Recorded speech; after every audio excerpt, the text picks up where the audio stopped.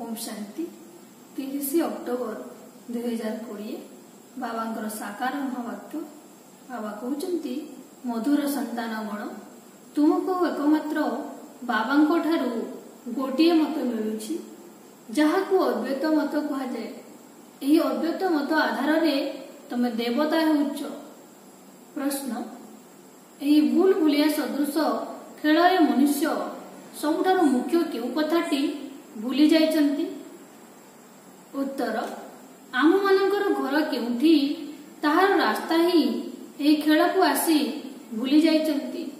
जणा नहीं जे घर को केबे जीवाकू हेबो एवं किपरि जीवाकू हेबो। एबे बाबा तुम माननकु साथी रे नेई जीवा पई आसीछन्ति। वर्तमान तुमे माने बाणी ठारू ऊर्ध्वकू अर्थात घर को जीवा पई पुरुषार्थ करूच। आजिर गीत होची रात्रिर पथिक थकी जाओ नहीं। ओम शांति ड्रामार योजना अनुसार गीतर अर्थ आउ कहीं बुझी पारिबे नहीं। मनुष्य मानकर केतेक गीत एपरि रचना होईची जहाँकि तुमको साहाय्य करुची। पिला माने जानती जे एबे आमे देवी देवता हेबाकू जाउचु। जेपरि लौकिक पाठ पढ़ुथुबा विद्यार्थी माने कहिबे जे आमे डॉक्टर अथवा बारिस्टर हेबु। सेहीपरि तुमर बुद्धि रे अछि जे आमे माने नुआ दुनिया रे सही देवी देवता हेबाकू जाउचु। केवल तुमर ही एही ख्याल आसुची। नुआ दुनिया सत्य युग को अमर लोक कहा जाए। वर्तमान ना सत्य युग अछि ना देवता मानकर राज्य अछि। एइठी तो होई पारिबो नाही। तुमे जानिଛ जे एई चक्र रे घुरी घुरी आसी आमे एबे कलिजुगर मध्य शेष समय रे पहुंचीचु। एई चक्र आउ काहारे बुद्धि रे आसीबो नाही। सत्य युग को तो से माने लक्ष लक्ष वर्ष कहि दियंती। तुम मानकर एई निश्चय अछि जे वास्तव रे 5000 वर्ष परे एई चक्र रो पुनरावृत्ति हेउची। मनुष्य 84 जन्म ही नहीं थांती।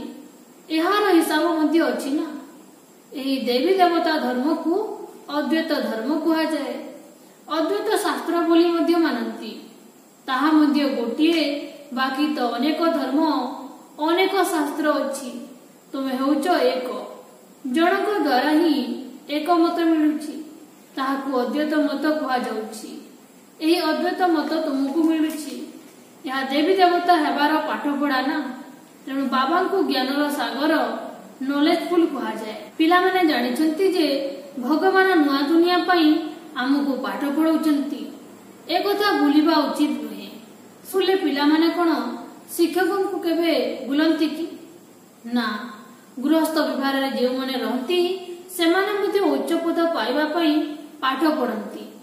तुमे मध्ये निजर उन्नति करिबा पई घर गृहस्थ रही पाठ पढुच। यह हृदबोध हेबा उचित जे आमे बेहदर बाबा ठार पढ़ुचु। शिव बाबा मध्य बाबा प्रजापिता ब्रह्मा मध्य बाबा अटंती। प्रजापिता ब्रह्मांकर आदिदेव नाम रे ख्याति अछि। से केवल अतीत होई जाइछन्ति। जेपरि गांधीजी को मध्य अतीत होई जाइछि। तांको बाबूजी कहउछन्ति किंतु किछि भी बुझी नाहंती। केवल कहि देउछ। शिव बाबा हेउछन्ति संपूर्ण सत्य। ब्रह्मा बाबा मध्य संपूर्ण सत्य। लौकिक बाबा मध्य संपूर्ण सत्य होइतांती। बाकी मेयर आदि को तो एपरि बापू बोली कहि दियंती। से सब मनगढ़ा कथा किंतु यह हेउछि वास्तव। आत्मा मानकर पिता परमात्मा आसी आत्मा मानंकु प्रजापिता ब्रह्मा द्वारा निजर करूछन्ति। तेबे तांकर निश्चय बहुत संतान होइतिबे। समस्ते तो शिव बाबांकर संतान। तेणु तांको समस्ते मने पकांती। किंतु केही केही तांको मध्य मानंती नाही। पक्का नास्तिक थांती। जे माने कहंती जे ए दुनिया संकल्प रे तयारी होईची। वर्तमान बाबा तुमको बुझाउचंती। एक कथा बुद्धि रे रख जे आमे पाठ पढुचु। आमको शिव बाबा पाठ पढाउचंती। एक कथा राति दिन मने रहिबा उचित। किंतु एही कथा को ही माया सबु बेले भुलाई दिए। तेणु मने पकाइबाकू पड़े। बापा शिक्षक गुरु तीन जन को भूली जाउछंती। से जणे ही अटंती। तथापि भूली जाती। एथिरे ही रावण सहित लड़ाई हुए। बाबा कहते हे आत्मा माने तुम सत प्रधान थिल, एबे तम प्रधान होइछ। जेतेबेले शांति धामरे थिल सेतेबेले पवित्र थिल। कोनोसी आत्मा पवित्र हेबा बिना उपरे रही पारिबो नाही। सेतिपय समस्त आत्मा पतित पावन बाबांकु डाकुचंती। जेतेबेले समस्त पतित तम प्रधान होई जाउचंती सेतेबेले बाबा आसी कहउचंती मु तुमको सत प्रदान करूची। तुमे शांति धामरे थिबा बेले समस्ते पवित्र थिल। सेठारे कोनोसी अपवित्र आत्मा रही पारिबे नाही। तेणु समस्तंकु दंड भोग करी पवित्र निश्चय हेबाकु पड़िबो। पवित्र न होई केही फेरी जाई पारिबे नाही। जदि भी केही कहि दियंती जे ब्रह्मरे लीन हेले अमुक ज्योतिरे मिसी गले, ए सबु भक्ति मार्गर अनेक मत। यह हेउची तुमर अद्वैत मत। एकमात्र बाबा ही मनुष्य देवता करि पारिबे। सेतिपय कल्प कल्प बाबा राजजगर पाठ पढ़ाइबाकु आसंती। तांकर कर्तव्य अविकल पूर्व कल्प सदृश ही चले। यह अनादि पूर्व निर्मित ड्रामा अटे। सृष्टि चक्र घूरी चली। सत्य त्रेता द्वापर कलियुग पर हेउची एही संगम युग। मुख्य धर्म हेला एही देवी देवता धर्म। इस्लामी बौद्धी ख्रिस्टियान जोथिरे राजत्व चालू अछि। ब्राह्मण मानकर राजत्व नाही कि कौरव मानकर राजत्व नाही। एबे तुम माननको सबवेले बेहत बाबांको स्मरण करिबाकु हेबो। ब्राह्मण माननको मध्य तुमे बुझाई पारिबो। बाबा अनेक थर बुझाइचंती जे सर्वप्रथमे हेउचंती ब्राह्मण चुटी। प्रथमे प्रथमे तुम माने ही ब्रह्मा मुख वंशा बोली अट। एक कथा तुमे माने जानिच। पुणी भक्ति मार्गरे आमे ही पूजरु पूजारी होई जाउछु। पुणी एबे आमे पूज्य हेउछु। सेई ब्राह्मण माने गृहस्थी होइतांती, सन्यासी नुहे। सन्यासी माने हठयोगी। घर द्वार छाड़िबा हठ अटे ना। हठयोगी मध्य अनेक प्रकार जोग शिखांती। जयपुर रे हठयोगी मानकर मध्य म्यूजियम अछि, किंतु सेठारे राजजोगर चित्र नाही। एही दिलवाड़ा रे कि राजजोगर चित्र अछि, यार तो म्यूजियम नहीं। हठजोगर केते म्यूजियम अछि। एही भारत रे ही राजजोगर मंदिर अछि। यह हेउची चैतन्य। एठी तुमे चैतन्य रे बसिच। मनुष्य मानकु बिल्कुल जणा नहीं जे स्वर्ग केउठी अछि। दिलवाड़ा मंदिर रे तळे तपस्या रे बसिचंती। यार संपूर्ण स्मृति चिन्ह अछि। स्वर्ग निश्चित भावरे ऊपरे देखैबाकु हेबो। तेणु मनुष्य माने बुझी जाओ जे स्वर्ग ऊपरे अछि। एही चक्र सर्वदा घुरुछि। अधा कल्प परे स्वर्ग तळकु चली जिवो, पुणी अधा कल्प परे ऊपरकु आसी जिवो।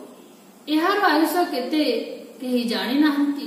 बाबा सारा चक्रर कहानी तुमको बुझाइछंती। तुम माने ज्ञान धारण करी ऊपरकु जाउछ। चक्र पूरा हेले पुणी नुआ चक्र आरंभ हेबो। एक कथा बुद्धि रे रहिबा दरकार। एपरि सेही पाठ पढ़िबा बेले बुद्धि रे बही आदि सब मने रहे ना। यहा मध्य पाठ पढ़ा अटे। एही पाठ पढ़ा बुद्धि रे भरपूर रहिबा उचित, भूलिबा उचित नुहे। एही पाठ पढ़ा को बुढ़ा युवक पिला आदि समस्तंकर पढ़िबा पई हक रहिछि। केवल बाबांकु जानिबार अछि।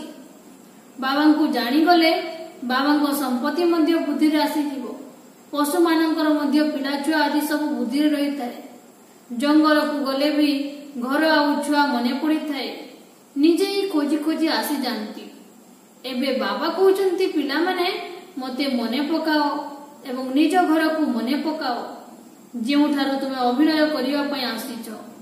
आत्मा को घर बहुत प्रिय लागि थाए। केते मने पकाउचंती किंतु रास्ता भूली जाइछंती। तुमर बुद्धि रे अछि जे परि कि आमे बहुत दूर रे अछु, किंतु सेठा को किपरि जिबा को हेबो, आमे काहे कि जाई परिबा नहीं। एकथा किछि रे मध्य जणा नहीं। तेणु बाबा कहितिले जे भूल भूलिया खेल मध्य करिथांती। जेउ आड़कु गले मध्य रास्ता बंद थाए। एबे तुमे माने जानुछ जे एही लड़ाई परे स्वर्गर द्वार खोलिबो। एही मृत्यु लोकर समस्ते जीवे। एते सब मनुष्य क्रमानुसारे धर्म एवं पाठ अनुसार जाई रहिबे। तुम मानक बुद्धि रे एबे एही सब कथा अछि। ब्रह्म तत्व को जीवा पई मनुष्य केते मुंड पिटुचंती। बाणी ऊर्ध्व को जीवाकू हेबो। आत्मा शरीर बाहरी गला परे आउ किछि आवाज हुए नहीं। पिला माने जानंती ताहा तो आमर मिठा घर। देवता मानकर हेउछि स्वीट राजधानी, अद्वैत राजधानी। बाबा आसी राजयोग शिखौचंती, सारा सृष्ट ज्ञान बुझौचंती। पुणी जहार भक्ति मार्ग रे शास्त्र आदि रचना करिसंती। एबे तुमको से शास्त्र आदि आ पढ़िबा दरकार नहीं। से स्कूल रे बुढ़ी माने पढ़ंती नहीं। एठारे तो समस्ते पाठ पढ़ुचंती। तुमे अमर लोक रे देवता होई जाउछ। सेठारे एपरि कोनसी शब्द कुहा जाय नहीं जहा द्वारा कहार ग्लानि हेबो। एबे तुमे जानुछ स्वर्ग अतीत होई जाइछि, जहार केवल महिमा रहिछि। केते मंदिर निर्माण करुछंती। तांकु पचार जे हे लक्ष्मी नारायण केबे एठाकु आसीथिले भी जणा नाही। एबे तुमे जानिछ जे आमकु घर को जीवाकू हेबो। पिला मानकु बुझाइछि हमर अर्थ अलगा एवं स्वहमर अर्थ अलगा अटे। पुणी से आत्मा शांतिधामर बासिंदा एठाकु अभिनय करिबा पई आसुछ। पुणी देवता क्षत्रिय वैश्य शूद्र हेउछ। ओम अर्थात मु आत्मा केते अंतर अछि। पुणी से माने उभय को एक करि देउचंती। एहा बुद्धि रे विचार करिवार कथा। केते को ठीक भावरे बुझी पारंती नहीं, तेणु ढुलाई थांती। रोजगार करिबा समय रे केही केबे ढुलांती नहीं। ताहा तो अल्प काल पई रोजगार, एहा तो अधा कल्प पई अटे। किंतु अन्य आड़े घुरी बुलु थाए, तेणु थकी जांती, हाई मारंती। तुम मानकु आखि बंद करी बसिबा उचित नुहे। तो तुमे तो जानिछ जे आत्मा अविनाशी, शरीर विनाशी अटे। कलियुगी नरकवासी मनुष्य मानकु देखिबा आ तुमको देखिबारे मध्य राति दिनर फरक होई जाउछि। आमे आत्मा बाबांको द्वारा पाठ पढुछु। एकथा काहाकु एले जणा नाही। ज्ञानर सागर परमपिता परमात्मा एठाकु आसी पाठ पढौचंती। मु आत्मा सुनुछि। निजको आत्मा भावी बाबांको मने पकाइले विकर्म विनाश हेबो। तुमर बुद्धि ऊपर को चली जीवो। शिव बाबा हमको ज्ञान सुनाउचंती। सेति पय बुद्धि बहुत स्वच्छ दरकार। स्वच्छ करिबा पई बाबा युक्ति बताउचंती जे निजको आत्मा भाविले निश्चय बाबा मने पड़िबे। निजको आत्मा एथि पई भावंती जे बाबा जे परि मने पड़ंतु, तांको सहित संबंध रहू, जाकि सारा कल्प हेबो छिन्न होई जाइछि। सेठारे तो प्रारब्ध स्वरूप केवल सुख ही सुख अछि, दुखर कथा नहीं। तेणु ताहाको स्वर्ग कहा जाए। स्वर्गर स्थापक ही स्वर्गर मालिक करुचंती। एपरि बाबांको मध्य केही केही भूली जाउचंती। बाबा आसी संतान माननको पोष्य करुचंती। मारवाड़ी माने बहुत पोष्य संतान ग्रहण करिथांती। तेबे खुशी होतबो ना जे मु साहुकारंको कोळको आसीछि। साहुकारंको संतान गरीब पाखकु केबे भी जीव नाही। एमाने प्रजापिता ब्रह्मांको संतान, तेबे निश्चित मुख वंशावली हेबे ना। तुमे हेउच मुख वंशावली ब्राह्मण। मुख वंशावली अर्थात गर्भजात। तुमे यार अंतर को जानुछ। तुमे माने जते बेले समानकु बुझाइबो सेते बेले समाने मुख वंशावली हेबे। यह हेउची पोष्य रूपे ग्रहण करिबा। स्त्री को मोर स्त्री बोली भावंती। वास्तव रे स्त्री कुक वंशावली ना मुख वंशावली। स्त्री हेउची मुख वंशावली। पुणी संतान हेले सेमाने कुक वंशावली हुंती। बाबा कहउचंती एमाने समस्ते मुख वंशावली मोर कहिबा द्वारा मोर होइचंती। मोर संतान हटंती एही कथा कहिबा द्वारा निशा चढ़ुछि। तेणु एमाने समस्ते हेले मुख वंशावली। आत्मा कोन मुख वंशावली की? आत्मा तो अनादि अविनाशी अटे। तुमे जानिछ जे एही मनुष्य सृष्टि किपरि परिवर्तन हुए। पिला मानंकु तो बहुत पॉइंट मिलुछि। तथापि मध्य बाबा कहउचंती जदि तुमर किछि धारणा हेउ नाही, मुख खोलु नाही, ज्ञान सुनै पारु नाहो, किंतु तुमे सदा सर्वदा बाबांको मने पकाउ थाओ, तेबे जे माने भाषण करुचंती तांको ठारू मध्य उच्च पद पाई पारिबो। ଯେଉଁମାନେ ଭାଷଣ ଆଦି କରିଥାନ୍ତି ସେମାନେ ମଧ୍ୟ କେବେ କେବେ ମାୟାର ତୋଫାନ ଲାଗିବା କାରଣରୁ ତଳକୁ ଖସି ପଡ଼ିଥାନ୍ତି। ଯଦି ସେମାନେ ମାୟାର ତୋଫାନରେ ତଳକୁ ନ ଖସିବେ, ବାବାଙ୍କୁ ସ୍ମରଣ କରିବେ, ତେବେ ଉଚ୍ଚ ପଦ ପାଇପାରିବେ। ଯେ ସବୁଠାରୁ ଅଧିକ ବିକାରଗ୍ରସ୍ତ ହୁଅନ୍ତି, ତେବେ ତାଙ୍କର ଯେପରି 5 ମହଲାରୁ ଖସି ପଡ଼ି ହାଡ଼ ଗୋଡ଼ ଭାଙ୍ଗି ଚୂନା ହୋଇଯାଏ। 5 ମହଲା ହେଉଛି ଦେହ ଅଭିମାନ, 4 ମହଲା ହେଉଛି କାମ ବିକାର। ପୁଣି ତଳକୁ ଆସ। ବାବା କହୁଛନ୍ତି କାମ ମହାଶତ୍ରୁ ଅଟେ। ପିଲାମାନେ ମଧ୍ୟ ଲେଖନ୍ତି ଯେ ବାବା ଆମେ ତଳକୁ ଖସି ପଡ଼ିଲୁ। କ୍ରୋଧ ପାଇଁ ଏପରି କହିବେ ନାହିଁ ଯେ ମୁଁ ତଳେ ପଡ଼ିଗଲି। କଳା ମୁହଁ କରିବା ଦ୍ୱାରା ବହୁତ ଆଘାତ ଲାଗେ। ପୁଣି ଅନ୍ୟମାନଙ୍କୁ କହିପାରନ୍ତି ନାହିଁ ଯେ କାମ ମହାଶତ୍ରୁ ଅଟେ। ବାବା ବାରମ୍ବାର ବୁଝାଉଛନ୍ତି ଯେ କୁଦୃଷ୍ଟି ପ୍ରତି ବହୁତ ଯତ୍ନବାନ ହେବା ଉଚିତ। ଉଲଗ୍ନ ହେବାର କୌଣସି କଥା ହିଁ ନାହିଁ। ସେଠାରେ କାହାର କୁଦୃଷ୍ଟି ନାହିଁ, ସମସ୍ତଙ୍କର ସୁଦୃଷ୍ଟି ହୋଇଯାଏ। ତାହା ହେଉଛି ଦୈବୀ ରାଜ୍ୟ। ଏହା ହେଉଛି ବିକାରୀ ଦୁନିଆ। ଏବେ ତୁମ ଆତ୍ମାକୁ ସିଭିଲାଇଜ ଅର୍ଥାତ୍ ପବିତ୍ର ଦୃଷ୍ଟି ମିଳୁଛି, ଯାହାକି 21 ଜନ୍ମ ପର୍ଯ୍ୟନ୍ତ କାର୍ଯ୍ୟକାରୀ ହେଉଛି। ସେଠାରେ କେହି ବି ବିକାରୀ ହୁଅନ୍ତି ନାହିଁ।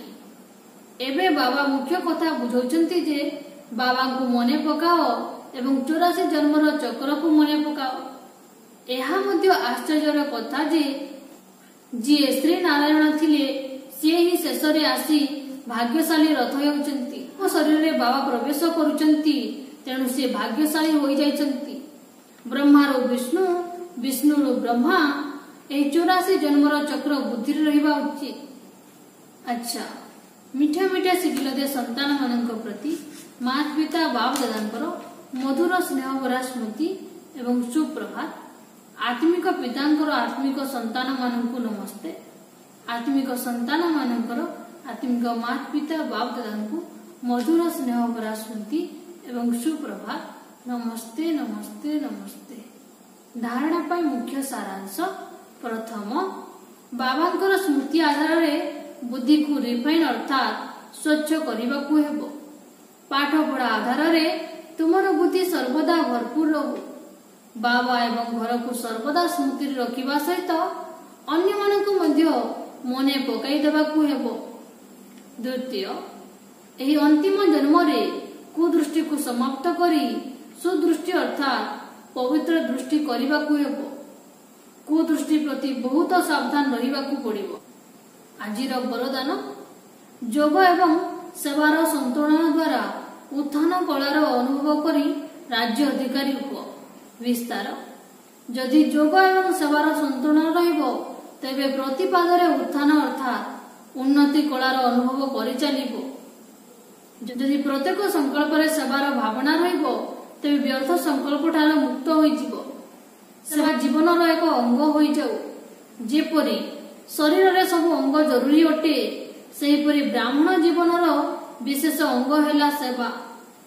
ବହୁତ ସେବା କରିବାର ସୁଯୋଗ ମିଳିବ, ସ୍ଥାନ ମିଳିବା, ସଙ୍ଗ ମିଳିବା, ଏହା ମଧ୍ୟ ଭାଗ୍ୟର ପ୍ରତୀକ। ଏହିଭଳି ସେବାର ସୁବର୍ଣ୍ଣ ସୁଯୋଗ ନେଉଥିବା ପିଲାମାନେ ହିଁ ରାଜ୍ୟ ଅଧିକାରୀ ହୋଇଯାଆନ୍ତି। ସ୍ଲୋଗାନ, ପରମାତ୍ମା ସ୍ନେହର ପାଳନର ସ୍ୱରୂପ ହେଲା ସହଯୋଗୀ ଜୀବନ। ପରମାତ୍ମା ସ୍ନେହର ପାଳନର ସ୍ୱରୂପ ହେଲା ସହଯୋଗୀ ଜୀବନ। ଓମ୍ ଶାନ୍ତି।